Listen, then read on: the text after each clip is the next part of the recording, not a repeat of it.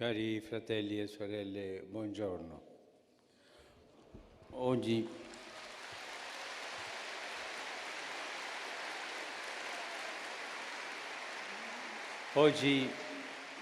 vorrei svolgere la seconda parte della riflessione sulla figura del padre nella famiglia.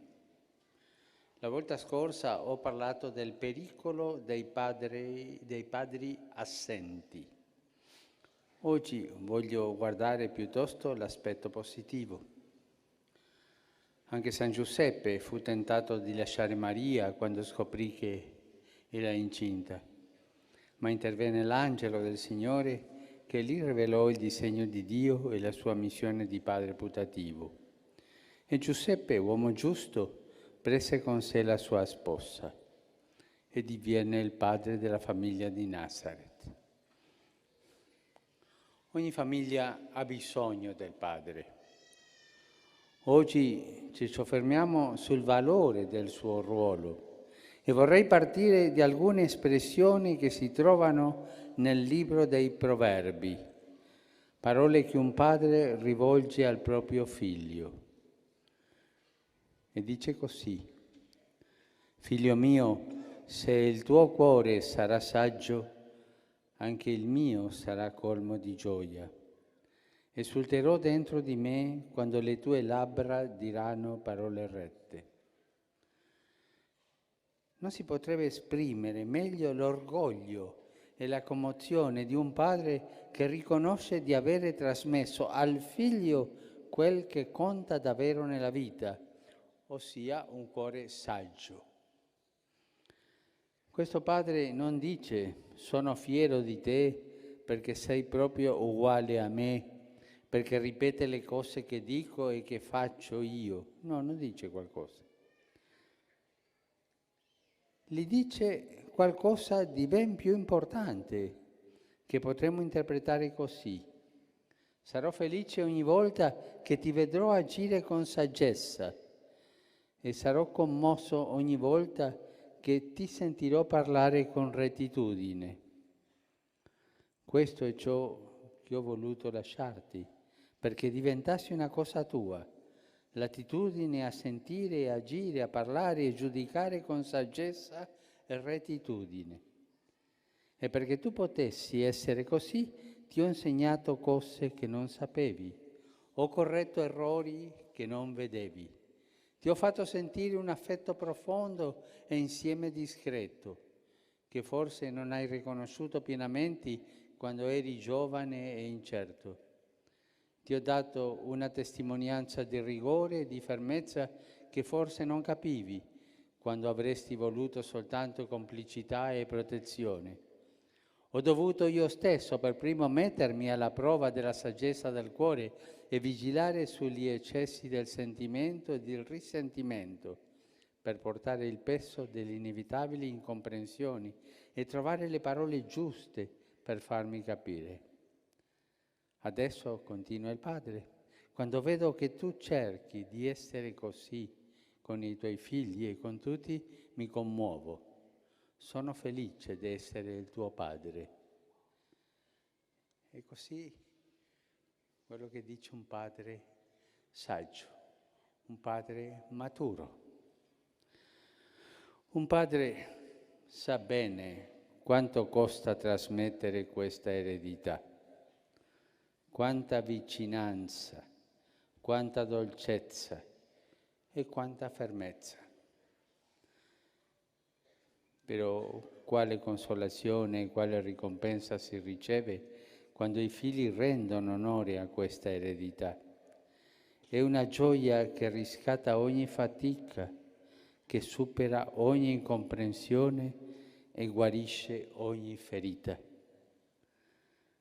La prima necessità, dunque, è proprio questa, che il padre sia presente nella famiglia, che sia vicino alla moglie per condividere tutto, gioie e dolori, fatiche e speranze, e che sia vicino ai figli nella loro crescita, quando giocano e quando si impegnano, quando sono spensierati e quando sono angosciati, quando si esprimono e quando sono taciturni, quando osano e quando hanno paura, quando fanno un passo sbagliato e quando ritrovano la strada. Padre presente, sempre. Ma dire presente non dire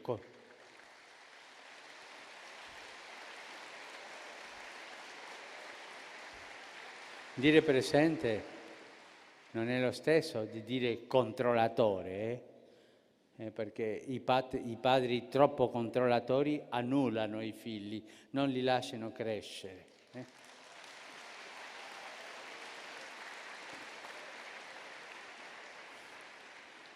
Il Vangelo ci parla dell'esemplarità del Padre che sta nei cieli. Il solo, dice Gesù, che può essere chiamato veramente Padre buono.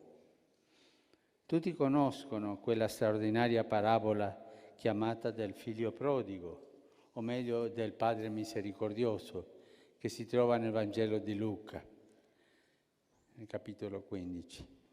Quanta dignità e quanta tenerezza nella testa di quel padre che sta sulla porta di casa aspettando che il figlio ritorni. I padri devono essere pazienti.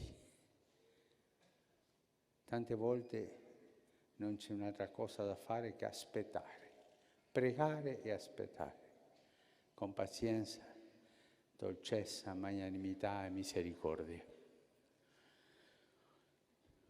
Un buon padre sa attendere e sa perdonare dal profondo del cuore. Certo, sa anche correggere con fermezza. Non è un padre debole, arrendevole, sentimentale. Il padre sa correggere senza avvilire. È lo stesso che sa proteggere senza risparmiarsi. Una volta ho sentito in una riunione di matrimonio dire a un papà: ma alcune volte devo picchiare un po' ai figli, ma mai in faccia per non avvilirli. Che bello, ha senso della dignità. Deve punire, lo fa giusto e va avanti. Se dunque c'è qualcuno che può spiegare fino in fondo la preghiera del Padre nostro insegnata da Gesù, questi è proprio chi vive in prima persona la paternità. Senza la grazia che viene dal Padre che sta nei cieli, i padri perdono coraggio e abbandonano il campo. Ma i figli hanno bisogno di trovare un padre che li aspetta quando ritornano dai loro fallimenti. Faranno di tutto per non ammetterlo, per non darlo a vedere, ma ne hanno bisogno. E il non trovarlo apre in loro ferite difficili da rimarginare. La Chiesa, nostra Madre, è impegnata a sostenere con tutte le sue forze la presenza buona e generosa dei padri nelle famiglie, perché essi sono per le nuove generazioni custodi e mediatori insostituibili della fede nella bontà, della fede nella giustizia e della protezione di Dio, come San Giuseppe.